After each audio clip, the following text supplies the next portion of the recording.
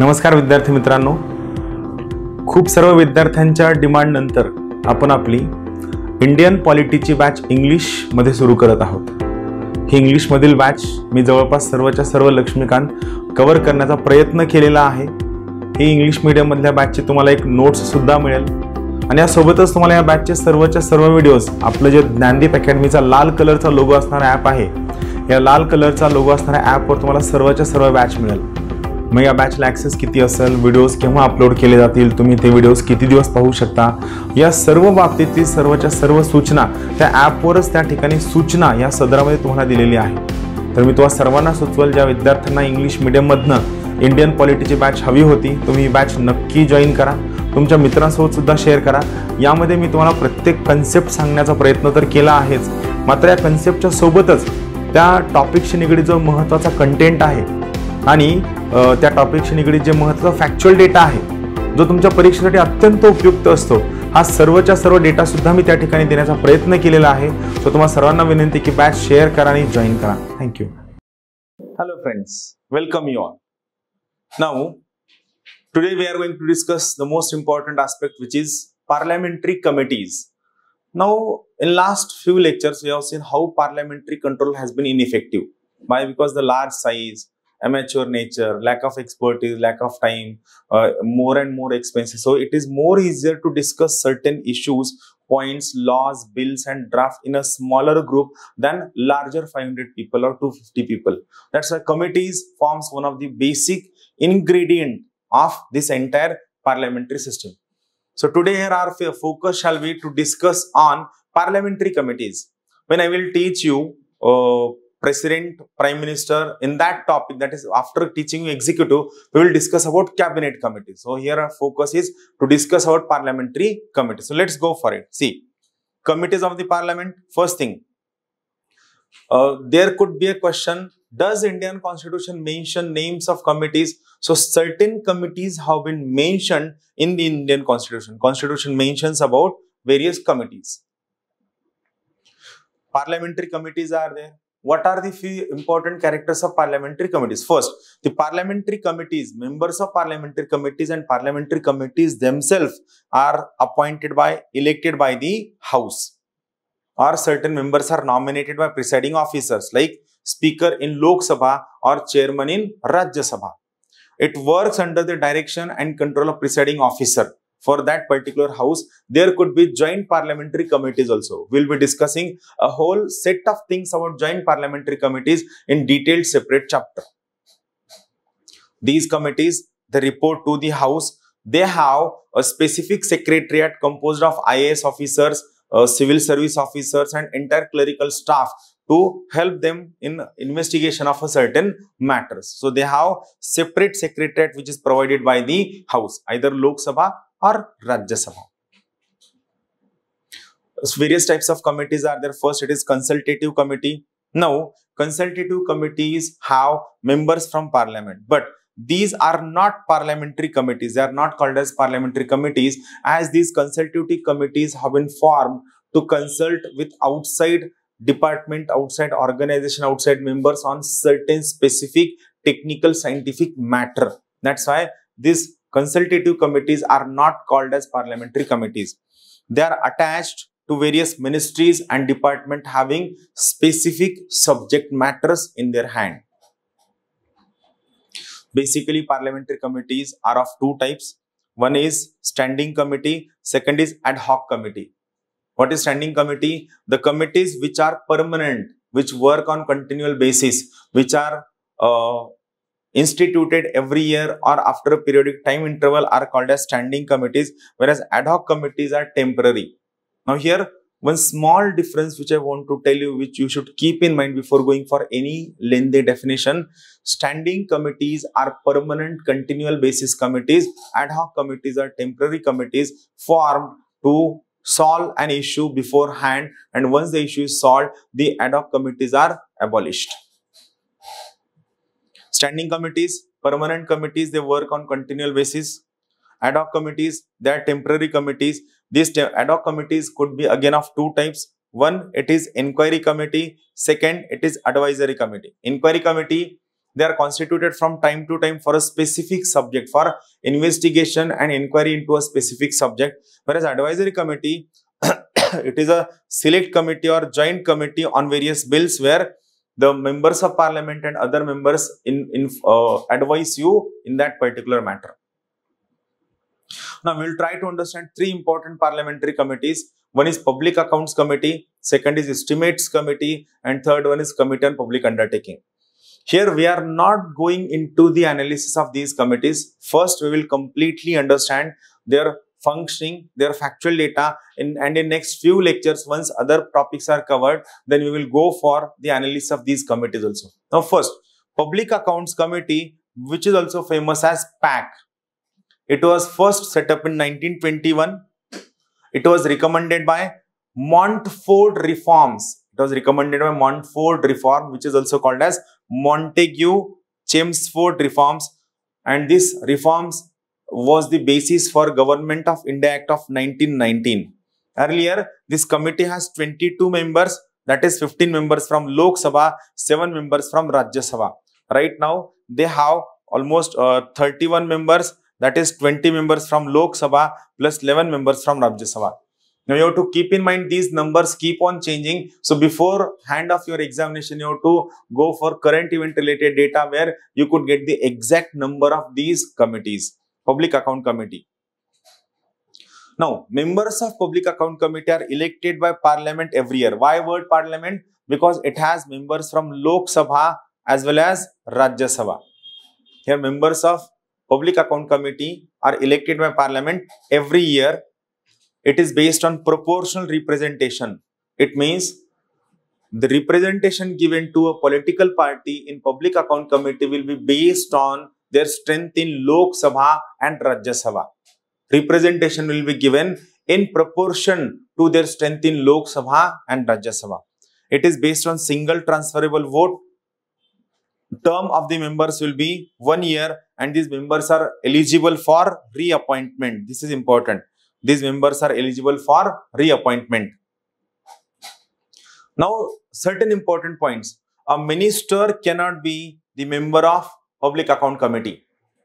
Chairman of Public Account Committee is appointed by the Speaker. Till 1966-67, chairman used to be from ruling political party. From 1967, this convention was changed and the chairmanship of Public Account Committee was given to opposition party. It is not based on rule, it is based on parliamentary convention. Their function, the most important function is to examine the annual audit reports of the CAG which are laid before the Parliament by the President. 3 audit reports are there. First is audit report on appropriation, audit report on finance account. Appropriation means expenditure, finance account means income, and audit report on public undertaking. They are assisted by CAG, that is Comptroller and Auditor General. CAG is constituted under Article 148 of the Indian Constitution. We are just studying the factual part. We are not going into analysis, which is an altogether different perspective, which we will study later on. Second important committee is Estimates Committee. Its origin lies in the year 1921. In 1921, this Estimate Committee was called as Standing Financial Committee.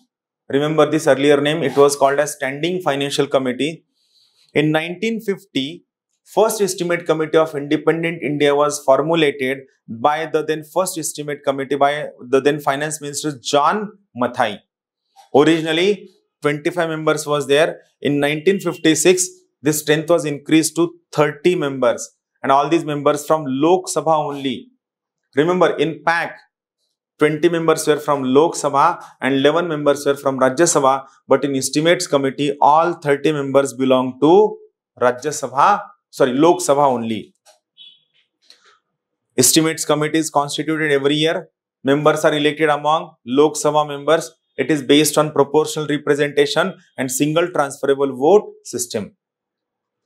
Term of the members is 1 year. A minister cannot be member of the committee. Chairman is appointed by Speaker and chairman is preferably from ruling party. These points are important. Chairman of Estimate Committee is appointed by Speaker and chairman preferably belongs to ruling political party. Function: to examine the estimates included in the budget. Estimate provisional estimate, proposed estimate, and suggest economies in public expenditure.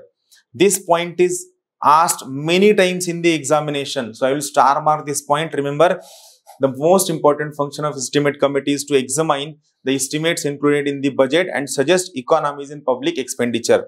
To report economies means to report saving and improvement in the organization. To suggest alternative policies is also one of the important function of estimates committee. To suggest the forms, it means the organized forms in which the estimates are to be presented to the parliament. And finally, to examine whether after the money is well laid out within the limits or not. It means to check propriety of the money spent or not. Third important committee is Committee on Public Undertaking. It was first created in the year 1964. It was recommended by Krishna Menon Committee. Originally, Committee on Public Undertaking had 15 members, 10 from Lok Sabha, 5 from Rajya Sabha. In 1974, strength was increased to 22 members, 15 from Lok Sabha, 7 from Rajya Sabha. The members of Committee on Public Undertaking are elected by Parliament for 1-year term. They are eligible for reappointment. It is based on proportional representation and single transferable vote system. A minister cannot be member of Public Account Committee. Committee on Public Undertaking. Chairman of the committee is appointed by Speaker and he is preferably from Lok Sabha members. It is not compulsion whether he should be from ruling party or opposition party, but the only compulsion is the chairman of Committee on Public Undertaking should be from Lok Sabha only. Function: to examine reports of public undertakings, that is government institutions, to report of CAG on public undertakings, to check whether public undertaking follow sound business principles and product commercial practices or not. Other functions: the committee do not go into, means what are the restricted areas for committee? Do not go into government policy. This is important part where questions are being asked. COPU, that is Committee on Public Undertaking, do not go into government policy. It do not go into day-to-day administration of the government. And matters which are under other machinery is in place will not be studied or will not be checked by Committee on Public Undertaking. Now, last and the most important part, this is a revision of all kinds of the bills, about their presentation, about their voting, and about how they are being passed. Now see, various bills and its procedure. Listen this point very carefully. I personally feel you could definitely get a question on this part. First, these are 5 types of bills, and finally here I talked about annual financial statement, which is called as budget. Now what are 5 types of bills? First, it is Constitutional Amendment Bill, which comes under Article 368. Second, Money Bill, Article 110.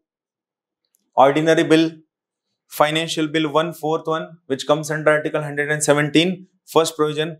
Financial Bill 2, 117, third provision. And Annual Financial Statement, that is budget, under Article 112. Now, let's think about Constitutional Amendment Bill. See, is there previous permission of President needed? This is first part, previous permission of President. Actually, that is missing. Previous permission of President. Now, for Constitutional Amendment Bill, previous permission of President is not needed. For Money Bill, it is needed. Ordinary Bill, not needed. Financial Bill 1, needed. Financial Bill 2, needed. But previous permission of President is not needed for introduction. It is needed for that bill should be considered by both the houses. I repeat this once again. Previous permission of President is needed for Financial Bill 2. But for which case? Not for introduction, but for that bill to be considered by both the houses, previous consent of the President is needed. And Annual Financial Statement, which is a kind of money bill, can be put in the Parliament only with previous permission of the President. Where it can be introduced? Constitutional Bill can be introduced in Lok Sabha or Rajya Sabha.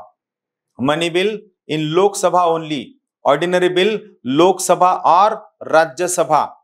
Financial Bill 1, Lok Sabha only. Financial Bill 2, Lok Sabha or Rajya Sabha. And Annual Financial Statement, which is a kind of money bill, can be introduced in Lok Sabha only. Then what is the majority required? Constitutional Amendment Bill, as per the bill, here three kinds of majority are expected under Article 368. Some of the Constitutional Amendment Bill can be passed with simple majority of Parliament. Some of the bill can be passed with special majority of the Parliament. And third kinds of the Constitutional Amendment Bill, which involves federal provision, must be passed by special majority of the Parliament along with half of the states saying yes by simple majority. Money bill, it is as per the bill. Ordinary bill, as per the bill. Then financial bill 1, same as per bill, as for all these things. It is based on which kind of bill is presented, majority is decided. Assent of the President. Now, for Constitutional Amendment Bill, President has to say yes to the bill. This provision is added by 24th Amendment Act 1971. Now, this point must be there in your mind in a very clear-cut fashion. Listen very carefully. Constitutional Amendment Bill must be assented by President based on 24th Amendment Act of 1971. Money Bill, it is given assent by the President. Why? Because it is presented in the Parliament based on his previous sanction. Ordinary Bill, Finance Bill 2 and Annual Financial Statement, for all these things, permission is given under Article 111. Then what about joint sitting? This is given over here. See, Constitutional Amendment Bill, it must be accepted separately by both the houses. There is no provision for joint sitting for Constitutional Amendment Bill. I repeat once again, for Constitutional Amendment Bill, there is no provision for joint sitting. Money Bill, it requires acceptance of Lok Sabha only. In case of Money Bill, only Lok Sabha has the right to vote. Rajya Sabha do not have right to vote on Money Bill. Ordinary Bill, it must be accepted by both the houses or there is provision for joint sitting under Article 108. Regarding joint sitting, two important provisions. First, joint sitting is summoned by President of India and joint sitting is chaired by Speaker of the Lok Sabha. If Speaker is not there, Deputy Speaker will be there. If Deputy Speaker is not there, Deputy Chairman will be there. And if Deputy Chairman is also not there, any member elected by or appointed by Parliament will act as a Chairman of the joint sitting. Vice President, that is Chairman of Rajya Sabha, do not have right to preside joint sitting. Why? Because Vice President is not a member of Parliament. Finance Bill 1, it must be accepted by both the houses or there is provision for joint sitting under Article 108. Same for Finance Bill 2 also.